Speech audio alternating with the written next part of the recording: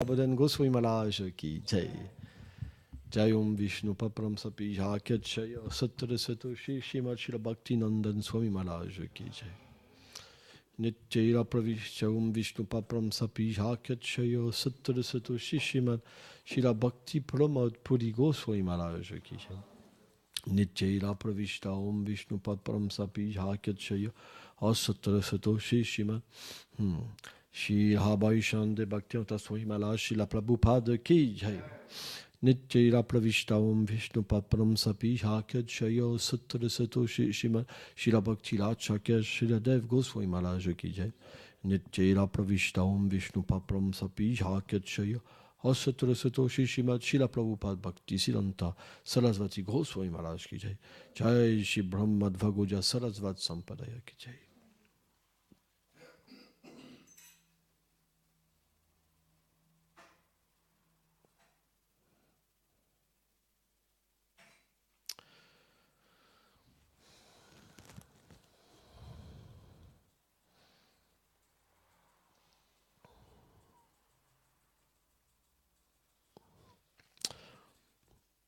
Treizième chapitre, verset 19 de la Bhagavad Gita.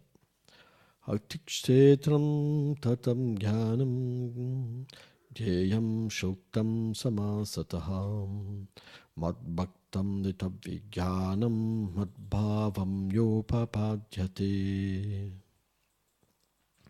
Ainsi, je t'ai décrit brièvement le champ d'action, la connaissance, et l'objet de la connaissance. En les comprenant, mon dévot devient qualifié pour atteindre la pure dévotion pour ma personne. Commentaire.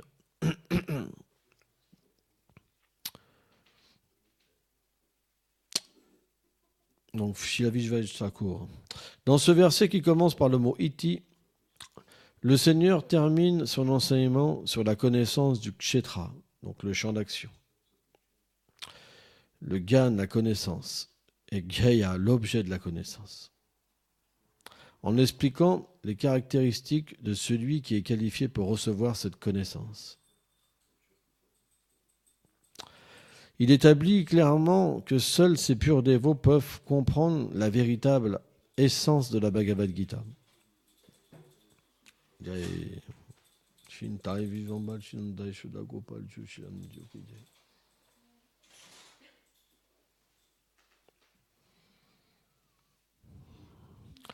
Telle est la profonde signification du mot Bhad Bhakta. On devient un dévot en s'associant avec de purs dévots et en prenant un plein refuge dans un maître spirituel authentique. La pure connaissance est toujours présente à travers une telle association. Et seul celui qui atteint une telle connaissance peut atteindre la pure dévotion pour Shri Krishna.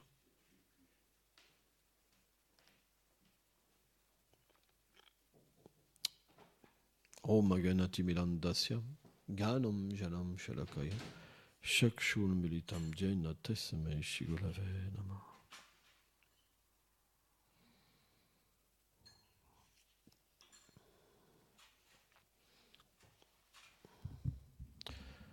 Donc dans ce verset, Krishna met l'accent sur la connaissance. Car qu'est-ce qui distingue finalement une personne d'une autre? C'est la vision qu'elle a de l'environnement, la connaissance qu'elle a reçue et quel est l'objet de sa connaissance.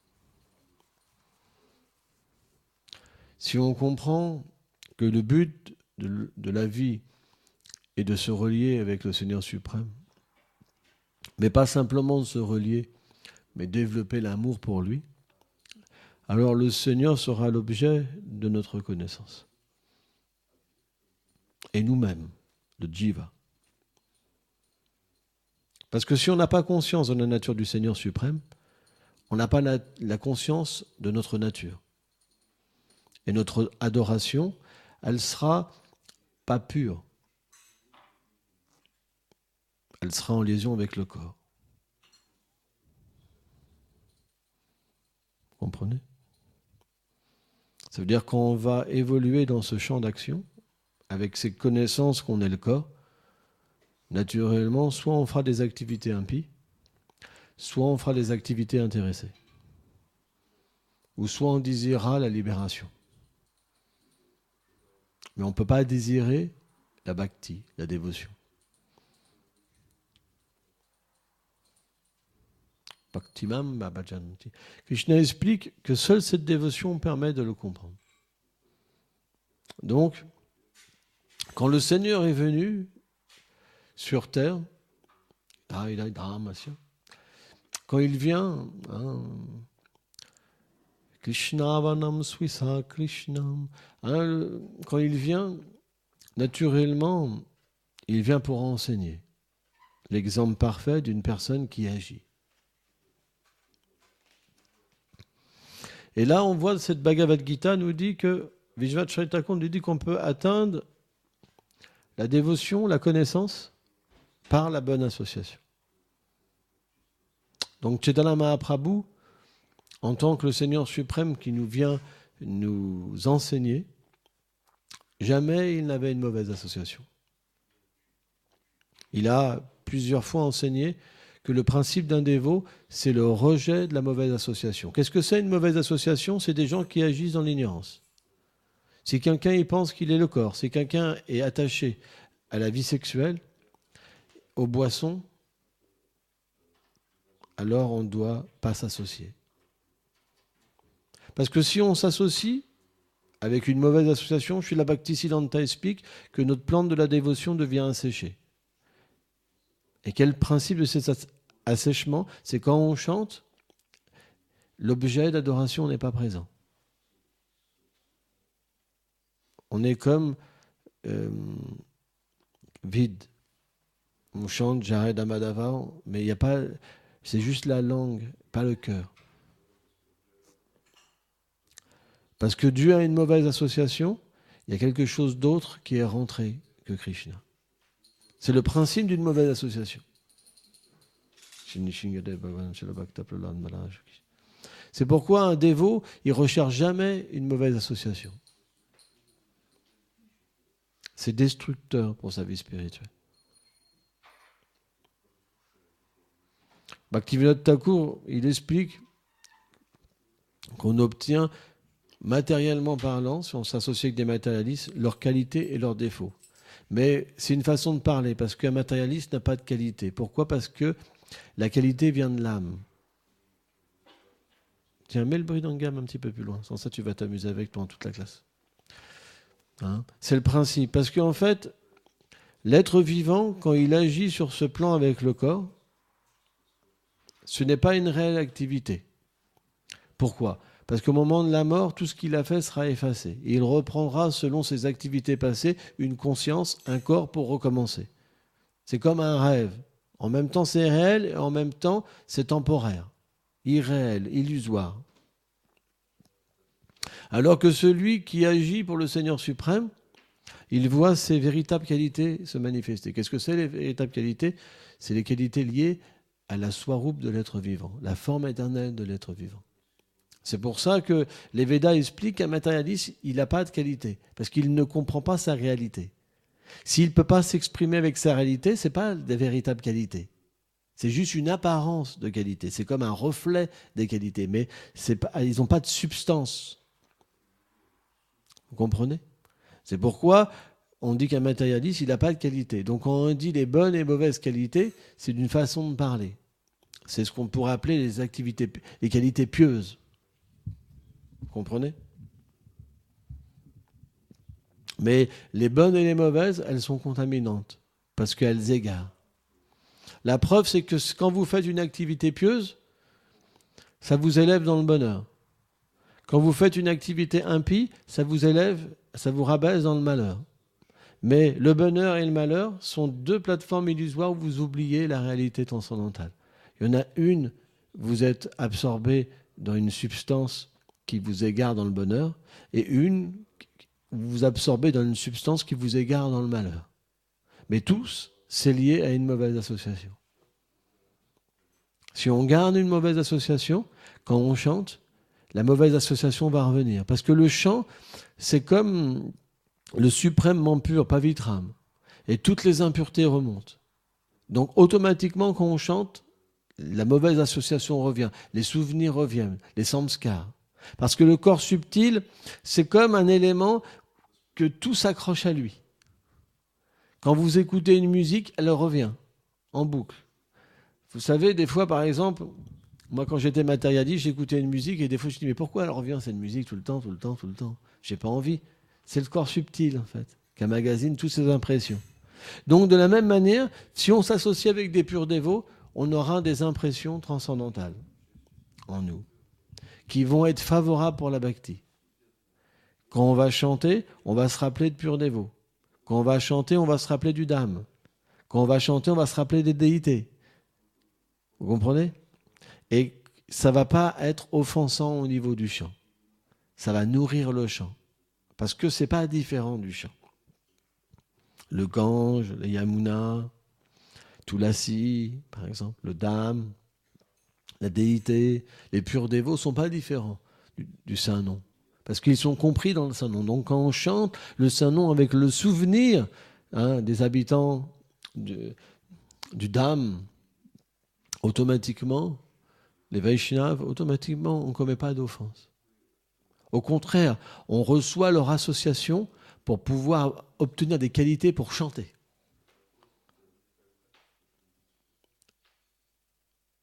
Mais malheureusement, quand on a une mauvaise association, on ne peut pas se rendre compte de ça. Parce que notre chant n'a pas de puissance. Notre adoration n'a pas de puissance. On fait juste ça comme ça, puis après on passe à autre chose. Parce qu'on devient omnibulé par la mauvaise association. Parce qu'on a un intérêt dans le monde, de nouveau. La mauvaise association, ça veut dire qu'on démarre un intérêt dans ce monde. On a un attachement pour le monde. Et à partir de là, ça entraîne les réactions des actes. C'est très scientifique. Et c'est très difficile, si on n'est pas pur, de ne pas s'attacher. Parce que dans ce monde matériel, tout ressemble. Parce que l'âme est dans le corps. Donc l'âme, elle s'exprime. Tout le monde a des qualités.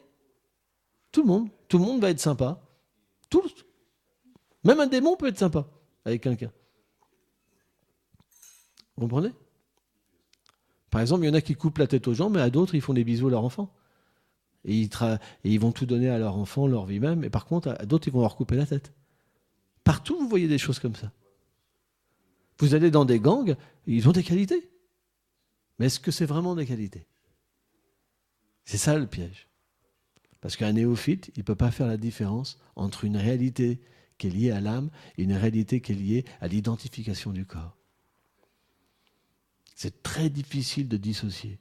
Et automatiquement, quand on tombe dans l'illusion, alors on s'attache. Et de cet attachement, on commence à prendre leurs qualités et leurs défauts. Et alors on commence à perdre notre puissance spirituelle. Et à un moment, alors on est perdu. Parce que pourquoi on devient perdu? Parce que comme on ne peut plus faire les différences entre qui est un dévot et qui n'est pas un dévot, on peut même penser que les matérialistes ont plus de qualité que les dévots. C'est le principe. C'est le principe de la mauvaise association. Parce qu'on ne peut pas voir qui est relié et qui n'est pas relié. Par exemple, je vais vous donner un exemple. Un matérialiste peut être gentil. Mais il va vous amener où? À boire un verre d'alcool? À parler d'illusions matérielles? Il ne connaît pas autre chose. Est-ce que cette association-là, elle peut apporter quelque chose? Si on dit oui, c'est qu'on est dans l'illusion. Parce que l'illusion apporte quelque chose dans l'illusion. Mais celui qui est dépossédé de l'illusion et qui voit la position réelle de l'être vivant, qu'est-ce qu'il voit? Il dit le pauvre. Ça va être sa destinée dans sa vie prochaine, avec cette vie-là. Vous comprenez? Mais celui qui est illusionné par cette mauvaise association, il peut voir un dévot qui, lui, est moins sympa, en se disant, ouais, bon, toi, c'est pas évident, là, quand même. Parce qu'il ne voit plus que cette personne-là, elle souffre parce qu'elle sert Krishna. Elle rencontre une difficulté parce qu'elle sert Krishna. Elle ne peut pas apprécier, parce qu'elle s'est fait contaminer par la nature matérielle. tout devient inversé. C'est pour ça que moi, j'ai rencontré beaucoup de dévots qui rencontrent beaucoup de problèmes spirituels à cause d'une mauvaise association, parce qu'ils voient des défauts dans les dévots. Et c'est le cas classique. Vous les voyez dire, eh ben, ils préfèrent même aller voir des matérialistes que d'aller voir des dévots. Maya est tellement subtile. Et graduellement, boum, boum, boum, boum. Et la souffrance vient parce que comme on critique les dévots et qu'on ne peut pas trouver forcément de goût avec les matérialistes, on devient entre deux en fait. Et là, c'est la destruction. On est tout seul avec nous-mêmes dans la destruction. C'est l'horreur. Ou cette plateforme-là, elle peut venir aussi si on désobéit au Seigneur suprême. Par exemple, on peut être marié, on s'associe avec une femme, vie sexuelle illicite, et on souffre, en pensant qu'on ne fait rien de mal. La même chose existe. On se retrouve déconnecté, et on souffre. C'est pourquoi on ne peut pas faire ce qu'on veut. Une personne sentimentale, elle pense « Oh, mais ça, c'est pas mauvais. Je sens que c'est pas mauvais. » Mais l'Écriture, qu'est-ce qu'elle dit? Et donc, elle doit prendre la sanction du Seigneur suprême. Parce que c'est comme ça. Parce qu'il y a des lois. Parce que vous n'êtes pas Dieu. Vous comprenez? Donc, si vous agissez mal, vous prenez l'érection dans votre vie. Et vous êtes détruit. C'est pourquoi on doit être juste avec nous-mêmes. Pas accuser les autres. C'est pas la faute du Seigneur suprême. Lui, il observe. Vous n'êtes pas un pur dévot. Donc, tant que vous n'êtes pas un pur dévot, il vous observe. Parce que qu'est-ce qu'il va le faire avec vous? Qu'est-ce qu'il va faire avec vous? Avec votre mauvaise mentalité, on s'énerve, on est égoïste, on critique les uns, on fait les autres. Qu'est-ce qu'il va faire avec nous? Imaginez-nous. Déjà, il y a des matérialistes qui n'ont pas envie de nous voir. Non mais c'est vrai. Si on pense à ce qu'on est véritablement, qu'est-ce que Krishna ferait avec nous? Parce qu'on est attaché à des fausses qualités. Vous comprenez? On pense que c'est réel, que notre concupiscence, c'est nous, que notre colère, c'est nous, que notre folie, c'est nous. Mais Krishna, il ne peut pas relationner avec ça. Donc il nous observe pour l'instant. Or, on peut très bien se diriger pendant un certain temps, et puis à un moment, c'est pas évident parce que l'énergie matérielle, elle nous attire, quoi, elle est puissante, quoi. Parce que tant qu'on n'est pas un pur dévot, on ne voit pas forcément toute la réalité du monde transcendantal. Alors on peut avoir des petites expériences, quand même, parce que Krishna est miséricordieux, parce que la bhakti, elle est toute puissante. Mais si on s'égare, quand on s'égare, on ne voit plus rien, on ne comprend plus rien. Et on devient perdu. Et on a, par exemple, dans une communauté, il y a toujours des gens qui seront dans cette passe-là. Si vous regardez bien une communauté, il y en a qui vont bien, paf, il y en a un qui tombe. Il y en a qui vont bien, il y en a un qui est tombé, l'autre il va mieux, paf, il y en a deux qui tombent. Qui tomber, ça veut dire sur le plan mental. Ça tourne tout le temps. Il n'y a jamais tout le monde bien. Quand vous vous dites, ouais, c'est super, on va faire quelque chose, ouais, on va aller prêcher et tout, d'un seul coup, non, moi je viens pas. Je dis, ah non, mais là, ça va pas, tu te rends compte, lui, il m'a regardé, et lui, non, mais là, ça va, j'ai plus envie d'être là, et tout. Quelle est la mentalité d'un dévot? La fixité. La mission, on ne laisse jamais tomber. On peut tout laisser tomber sauf la mission. Bhaktivedanta Swami Prabhupada, il a été testé. Avant de fonder l'ISKCON, il a fondé la Ligue des dévots, par exemple. Il a été testé. Il a dû fournir un effort considérable. Quand il est arrivé aux États-Unis, il a été hébergé par un dévot, par un jeune hippie qui a pris un acide et il voulait le frapper. Il s'est retrouvé dans la rue, en plein hiver. Donc les tests sont là, mais il n'a jamais laissé la mission. La mission, c'est quelque chose qui ne doit jamais être délaissé. On peut avoir un problème, mais si on reste fixé sur la mission, le problème il va rester derrière. Et on va pouvoir progresser. C'est ça, un véritable dévot. Un véritable dévot, c'est que même s'il la déteste, même s'il souffre, ce que le maître spirituel demande, ou ce que Krishna demande, il ne l'abandonne jamais. C'est ce qu'on appelle la fixité dans le service de dévotion. Un dévot qui est centré sur lui-même, ça veut dire qu'il adore le Seigneur suprême pour son bénéfice. Quand il y a trop de tests, il arrête. Ou il va faire une pause, ou il va faire un tri. Mais celui qui fixe, il voit toujours les intérêts du Seigneur suprême. Et c'est pour ça qu'il progresse. Par exemple, prenons le cas de la vie de famille, classique, matériel. Pourquoi les gens restent ensemble? Souvent parce qu'il y a des enfants. Moi, mes parents, par exemple, voilà, dans le temps, on ne divorçait pas. Alors maintenant, si ça ne va pas, les gens divorcent. Parce qu'ils sont tellement égoïstes que voilà. Mais avant, il y avait quand même une plus grande vertu, due à un plus grand respect de la religion aussi. Donc il y avait encore des codes où il n'y avait pas le droit de faire. Et les gens restaient ensemble. Mais ils restaient ensemble. Et comment ils pouvaient rester ensemble? Pour les enfants. Ça veut dire qu'ils pouvaient dépasser les choses pour les enfants. C'est vrai. Mais au niveau spirituel, c'est la même chose. Pourquoi on peut dépasser les obstacles, les tests? Simplement s'il y a l'attachement pour Krishna et Guru. Sans ça, c'est pas possible. C'est pourquoi ce champ d'action, cet environnement, cette connaissance, et cette connaissance de l'objet d'adoration, c'est le moyen d'atteindre la pure dévotion. C'est pour ça que Krishna, il confirme ça.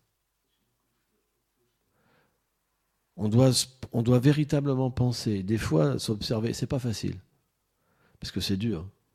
Pour qui j'agis, véritablement? Eh bien, si on regarde au fond de nous-mêmes et qu'on est sincère, on verra que la plupart du temps, on va chanter, on va donner une classe, on va faire ceci, on va faire cela, centré sur nous-mêmes, sur notre adoration. Parce que c'est la nature du monde, du faux ego, de s'adorer. Faux ego, ça veut dire que c'est quelque chose qui est inversé. L'ego, il veut adorer les autres. Krishna, c'est dévot. Il est défait de cette illusion. Il perçoit la beauté partout. Mais le faux ego, lui, il perçoit que notre adoration. Ou alors l'adoration de gens qui peuvent nous élever dans notre folie. C'est pour ça des êtres démoniaques qui suivent des êtres démoniaques. Par exemple, des gens comme Hitler, Staline, des gens qui ont détruit tellement de gens, automatiquement, ils ont été adorés par les gens qui avaient la même mentalité. C'est pour ça qu'ils ont réussi. Ils avaient un plus grand charisme. Ils avaient des idées qui amenaient les gens à se dire « Oui, c'est ça que je veux parce que de cette manière-là, je vais pouvoir être ce que je suis. » Personne ne m'avait donné ce moyen-là. Je n'avais pas le pouvoir de réaliser mes fins. Vous comprenez? Mais la nature du monde spirituel, elle est complètement différente. La nature du monde spirituel, elle est dénuée d'égoïsme.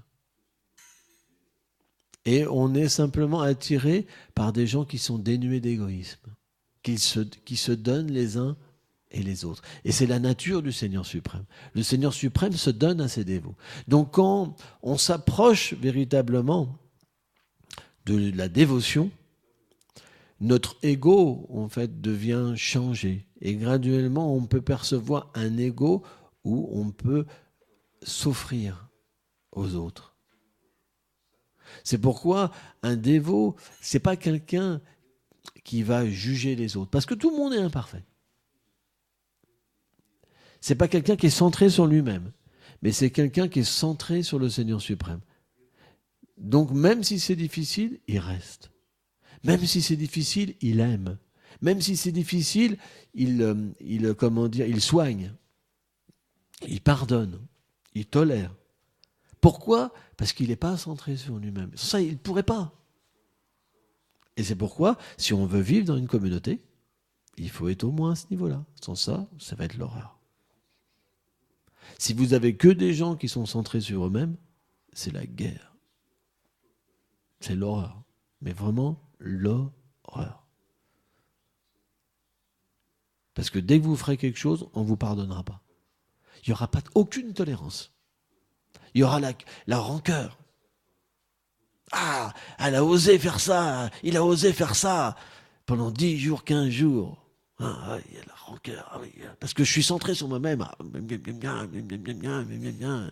j'ai plus envie de parler, j'ai plus de ceci. Comprenez?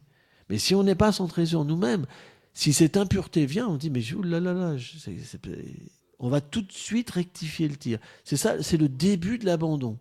Le début, quand on commence à être attaché un peu au Seigneur suprême et à ses dévots, même parce qu'au début, ça ne peut pas ne pas revenir. Mais on va vite se rectifier, même si c'est difficile.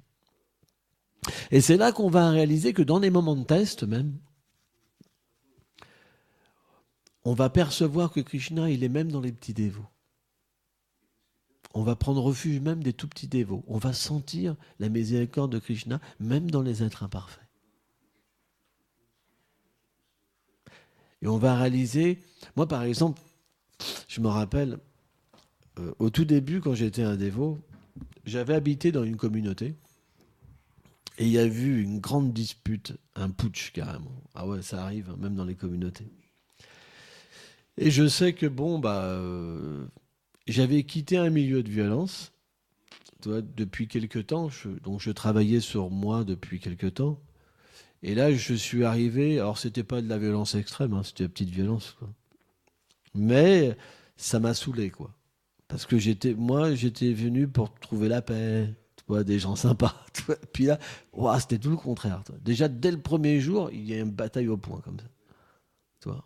Parce que la personne, elle rangeait pas son armoire. Alors c'était un peu bizarre, Bon, alors, c'était pas très violent, mais bon. Et puis quand il y a eu ce putsch-là, comme j'étais un ancien voyou, j'ai été voir le responsable du temple, qui était un swami à cette époque-là, Paramgati Swami. Et donc j'ai été le voir et je lui ai dit, vous voulez que je les frappe, que je leur casse la tête? Parce que c'était rien pour moi. Tu vois. Et il m'a fait, non, non, non. Il m'a fait, il faut tolérer. J'étais jeune, hein, je devais avoir 25 ans. Il m'a dit, non, non, il faut tolérer. Parce que moi, quand j'étais jeune, éclater 3-4 gars, mais c'était rien, quoi.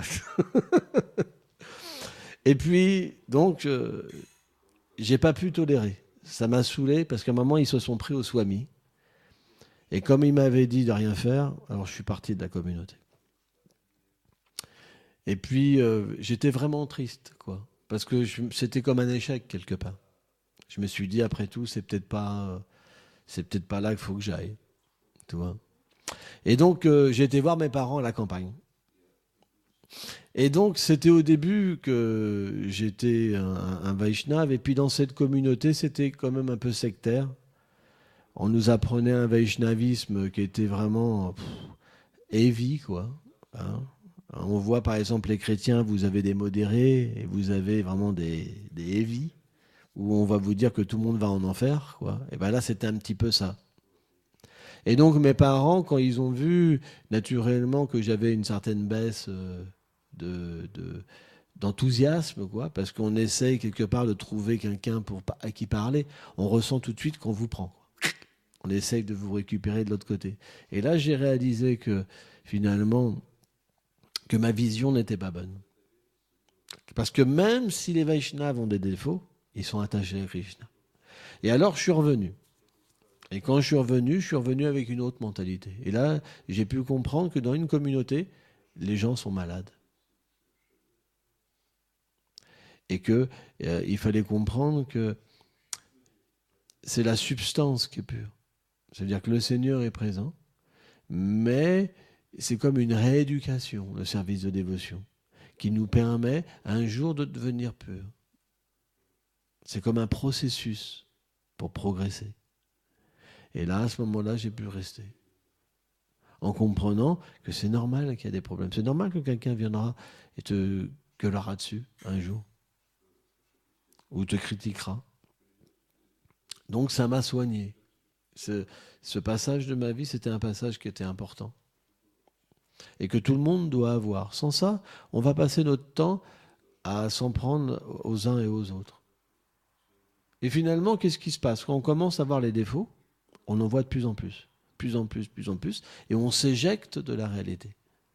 Et après, qu'est-ce qui se passe? On revient à nos activités d'avant. Parce qu'on ne peut pas faire autre chose, parce qu'on a un karma. On va vendre des vêtements, on va faire de ceci, on va faire cela, et on va simplement s'attacher au sexe et à la recherche du plaisir. Parce qu'on ne sait pas faire autre chose sans le service de dévotion. Vous comprenez? C'est pourquoi il y a une manière de progresser. Et la bonne manière, c'est de ne pas être le contrôleur déjà. On doit être un serviteur. Par exemple, quand vous voulez être le contrôleur, vous dites une instruction à quelqu'un. Toi, tu vas faire ça. Si la personne vous désobéit, qu'est-ce que vous faites? Vous vous mettez en colère. Comment il a osé me désobéir? Ça monte. Et à un moment, vous vous mettez même à rejeter la personne. Mais le problème, il est où à la base? C'est que vous avez été le contrôleur suprême. Vous n'avez pas été un serviteur. Parce qu'un serviteur, qu'est-ce qu'il fait? Quand quelqu'un, ça ne va pas, il s'adapte à l'environnement. Parce qu'il veut le bien de la personne, parce qu'il sert le Seigneur suprême. Mais quelqu'un qui ne sert pas le Seigneur suprême, il ne veut plus le bien de quelqu'un. Il veut sa destruction. C'est la mentalité démoniaque.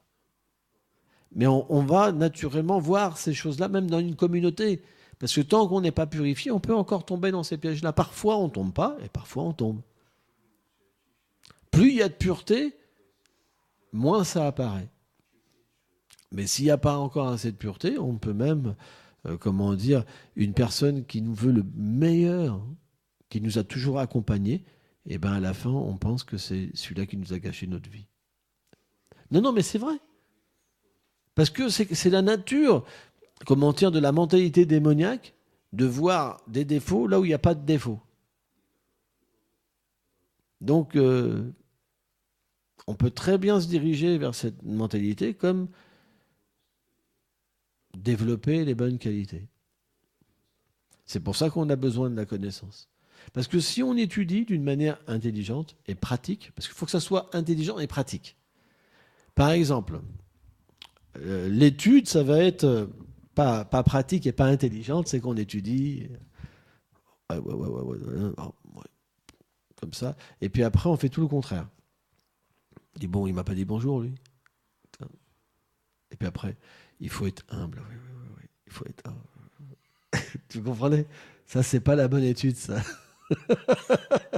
La bonne étude, c'est qu'on étudie et on met en pratique. Et si on a du mal à mettre en pratique, on prie le Seigneur suprême qui nous vienne en aide. Parce qu'à un moment, on rencontrera une limite en nous.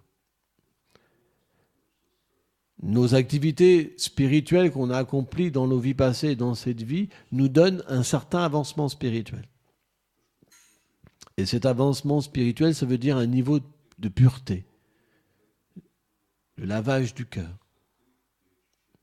Or, tant qu'on n'est pas complètement pur, on va rencontrer naturellement une limite de notre abandon. Parce que ce qui veut dire pas pur, ça veut dire des intérêts matériels, des attachements pour la position, etc. Or, naturellement, à un moment donné, il y aura des tests. Le test viendra. Il est là en permanence, le test. On a deux solutions. Le test, c'est comme un monstre. Comme ça. Soit vous marchez en arrière, parce que vous ne voulez pas le voir, et vous faites semblant qu'il n'existe pas, vous vous trompez vous-même, ou soit vous allez comprendre que vous ne pourrez pas le passer par vous-même. C'est impossible. Il est plus fort que vous. Il va vous avaler, et vous recracher, et vous avaler, et vous recracher. Il n'y a que le Seigneur suprême qui peut vous aider. C'est pourquoi le chant du Mahamantra, c'est une prière. Et quand on chante, on demande de l'aide. Mais pour que l'aide soit effective, il faut être attentif. Si vous demandez de l'aide, hey Krishna, mais que vous regardez ailleurs, c'est pas très respectueux. C'est pour ça que qu'un dévot sérieux, au moins, il écoute le chant. Il chante avec foi, en méditant que le nom du Seigneur n'est pas différent du Seigneur suprême. Et naturellement, il obtient l'aide, l'intelligence. Il obtient l'intelligence, en fait, par l'association avec le Saint-Nom, pour rectifier sa nature. Et quand le test va venir, toute cette prière qu'il a faite, toute cette association avec le Saint-Nom va porter des fruits. Il va naturellement avoir une disposition favorable et il verra que tout va se passer tranquillement. Et donc il va pouvoir progresser et rencontrer un nouveau test. Mais là, parce que sa nature, elle est portée à s'abandonner, ça ira de plus en plus vite, plus en plus vite, plus en plus vite. Et à un moment, quand les tests viendront, pouf, ils s'abattront comme ça. Pouf, pouf. Et alors, il pourra devenir graduellement un pur dévot. Au début, c'est difficile. Pourquoi ? Parce que quand on est matérialiste, on n'aime pas avoir de l'aide. On a un gros faux ego. Ni Dieu, ni maître. On veut être notre propre maître. On veut être Dieu. On ne veut pas recevoir d'aide. On ne veut pas recevoir de conseils. C'est extrêmement difficile. C'est vraiment dur. Et automatiquement, quand un test vient, ça dure longtemps. Ça dure très longtemps. On peut se faire ravager pendant des années, sans avoir la force même de regarder le test. Parce qu'on n'a pas envie d'être rabaissé par les autres. Mais Krishna est miséricordieux. Krishna est miséricordieux. Parce que parfois, Krishna, finalement, met tout en public. Il fait une situation pour que tout soit mis en public pour qu'on puisse changer. C'est la nature du Seigneur de venir nous aider. Même si son dévot, il n'a pas la force de progresser. Et automatiquement, ce qu'il cachait dans son cœur, ces petits secrets qu'il faisait par derrière, et qui laissait faire croire aux gens qu'il était pur, eh bien, ils apparaissent en public. Et automatiquement, qu'est-ce qui se passe ? Alors, c'est comme quelqu'un qui est découvert, vous savez. Ben, il est obligé soit de s'en aller, soit d'accepter une autre attitude et un autre personnage. Mais c'est encore une identification. Mais elle est meilleure. Et graduellement, c'est meilleur, c'est meilleur, c'est meilleur, c'est meilleur. Et à un moment, avec la purification, alors on peut commencer à ressentir qui on est véritablement, en fond de nous-mêmes. Et ressentir alors qu'on est fait pour Krishna, on est fait pour lui. Donc c'est graduel. C'est un processus qui est vraiment graduel et scientifique. Par exemple, hier, j'écoutais un documentaire sur des scientifiques qui parlaient de la foi. Il disait, mais comment c'est possible qu'on puisse croire à toutes ces choses ? Est-ce qu'on est des fous ? Puisque maintenant, on peut prouver les choses. Mais il dit, mais quand même, ce qui est étrange, c'est que plus on prouve, mais la foi ne diminue jamais chez les gens. Vous comprenez ? Ça, ils n'arrivent pas à comprendre. Bien qu'ils donnent des preuves de telles choses que, par exemple, ils disent que le Coran se trompe, la Bible se trompe, etc., en même temps, la foi ne diminue pas. Ils n'arrivent pas à faire diminuer la foi, par exemple. Mais la différence entre une religion sentimentale, qui n'est pas scientifique, et le service de dévotion, c'est que le service de dévotion, on peut techniquement parler, prouver les effets. Par exemple, offenser le Seigneur suprême et un pur dévot. Vous verrez les réactions que vous allez prendre. Pourquoi vous prenez une réaction ? Pourquoi vous vous sentez puni dans votre cœur d'une manière si puissante ? Parce que le Seigneur habite dans le cœur. Si vous agissez de telle manière, vous obtiendrez les fruits. Si vous agissez d'une autre manière, vous obtiendrez les fruits. Mais si vous véritablement vous agissez dans le cadre du service de dévotion, vous pouvez voir le Seigneur suprême face à face. C'est ça la différence. C'est pourquoi un scientifique, puisqu'il est scientifique, il devrait, avant de juger, tester. En fait, ce n'est pas des scientifiques. C'est des gens qui ont la haine du Seigneur suprême. Ils veulent prouver que, en fait, Dieu n'existe pas. Mais il ne veut pas expérimenter. C'est pourquoi les scientifiques qui expérimentent, ils ne sont pas athées. C'est pour ça que maintenant, vous avez des scientifiques qui comprennent que ce n'est pas possible que cette création vienne d'elle-même. Parce que tout trouve son origine d'une personne dans ce monde. Quand il crée la vie existe déjà. Prabhupada explique ça. Ils ne créent rien du tout dans le laboratoire. Ils prennent la vie, et de la vie, alors ils développent quelque chose. Mais de la matière morte, vous ne pouvez rien faire. C'est pourquoi, naturellement, c'est juste de l'envie envers le Seigneur suprême. Et le Seigneur s'est expliqué, il est le souvenir comme l'oubli. Bhaktivedanta Swami Prabhupada, il dit que celui-là qui veut l'oublier, Krishna lui donne la puissance de l'oublier. Il peut même tout faire les arrangements pour que quelqu'un puisse l'oublier. De la même manière, quelqu'un, s'il veut se rapprocher de lui, Krishna, parce qu'il comble tous les désirs. Le Seigneur comble tous les désirs. C'est pourquoi, derrière un scientifique ou derrière un dévot, c'est le Seigneur qui est là. Et on doit être nous-mêmes émerveillés, comme eux, ils sont émerveillés, en disant, mais comment ils peuvent croire ça? Et nous, on doit être émerveillés en se disant, mais Krishna, il est puissant. Il les met tellement dans l'illusion. Vous comprenez?